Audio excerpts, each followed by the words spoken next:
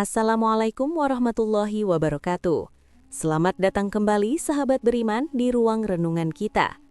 Saya berharap Anda semua selalu dalam lindungan Allah, sehat walafiat dan rezeki senantiasa mengalir deras. Jika video ini bermanfaat dan memberikan pencerahan, saya mohon dukungan Anda untuk menekan tombol like, tinggalkan komentar yang positif, dan subscribe agar kita bisa terus menyajikan konten penuh hikmah. Sahabat, pernahkah Anda merasa seolah-olah hidup ini berat? Rezeki terasa sulit, datang hanya sekadar lewat, dan masalah silih berganti menghampiri? Kita sering mencari kambing hitam atau mengira orang lain menggunakan jalan pintas. Padahal, diam-diam mungkin kita sendiri yang memasang palang penghalang di pintu rezeki kita. Inilah yang perlu kita koreksi hari ini. Pintu rezeki itu terbuka lebar. Lantas, mengapa ia terasa sempit?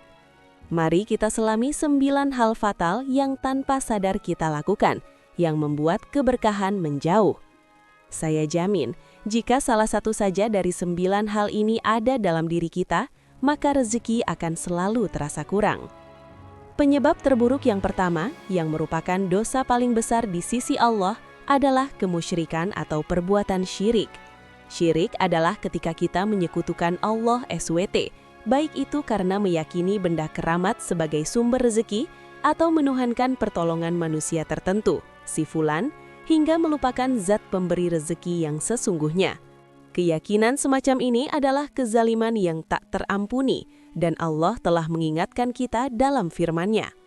Innallaha la yaghfiru ayyushruka bihi wa yaghfiru ma duna dzalika liman yasha. Sesungguhnya Allah tidak akan mengampuni dosa syirik, dan Dia mengampuni segala dosa yang selain dari syirik itu bagi siapa yang dikehendakinya. Quran Surat An-Nisa ayat 48. Bagaimana mungkin rezeki lancar jika sumbernya saja kita ragukan dan kita bagi dengan yang lain? Kemudian, marilah kita periksa amalan wajib kita. Hal kedua yang sering menyumbat rezeki adalah melalaikan dan menunda-nunda sholat fardu. Sholat adalah tiang agama dan kontrak harian kita dengan Sang Pencipta. Ketika kita meremehkan panggilan azan, menunda hingga batas waktu, atau bahkan meninggalkannya, kita menunjukkan bahwa urusan dunia lebih penting dari urusan akhirat. Padahal, Allah menjanjikan kemudahan bagi hamba yang mendahulukannya. Bersegeralah menunaikan hak Allah, maka Allah akan menyegerakan hak kita berupa rezeki yang berkah. Selanjutnya, mari kita lihat pondasi kebahagiaan kita, yaitu keluarga. Penyebab ketiga adalah perbuatan fatal menyakiti hati kedua orang tua.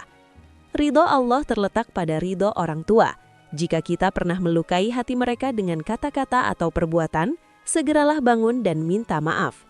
Jika mereka telah tiada, jangan putus mendoakan mereka dengan doa terbaik. Sebab, jika hati orang tua kita luka, bagaimana mungkin rezeki kita bisa lega? Segala pintu keberkahan akan terasa sempit jika ada air mata atau kecewa dari kedua sosok mulia ini. Penyebab yang tak kalah fatal adalah urusan harta. Hal keempat yang menghambat rezeki adalah memakan harta yang bukan hak kita.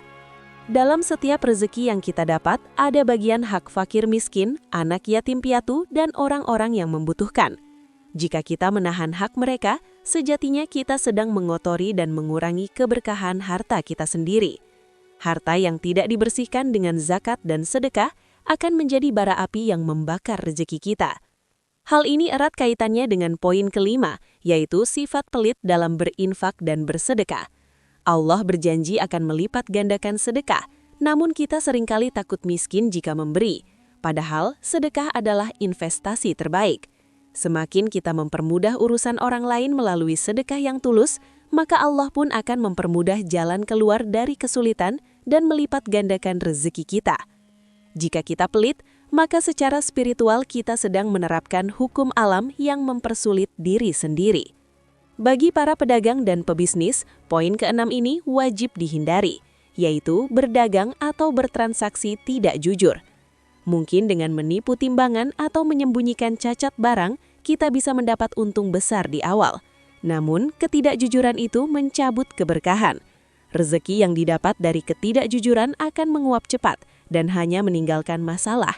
Ingatlah, sedikit rezeki yang berkah jauh lebih baik daripada banyak harta yang haram dan tidak membawa kedamaian. Mari kita kembali pada lingkungan terdekat kita. Penyebab kedelapan adalah dosa sosial, yaitu berbohong dan ingkar janji.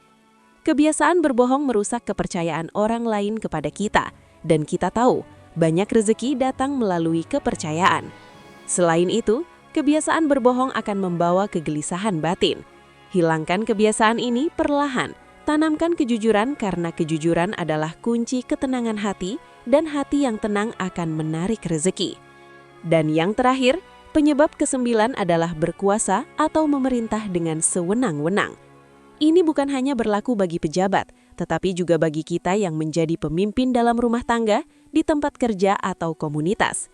Ketika kita menyalahgunakan kekuasaan untuk kepentingan pribadi atau menzalimi orang di bawah kekuasaan kita sedang menabung masalah besar yang akan menghancurkan rezeki, kesehatan, dan keharmonisan keluarga kita di masa depan. Gunakan kekuasaan atau kepemimpinan sebagai amanah, bukan sebagai alat untuk menindas. Sahabat beriman, 9 hal ini adalah cermin bagi kita. Jika 1, 2, atau bahkan 9-9-nya masih melekat dalam diri, jangan tunda lagi untuk beristighfar dan bertaubat. Mulai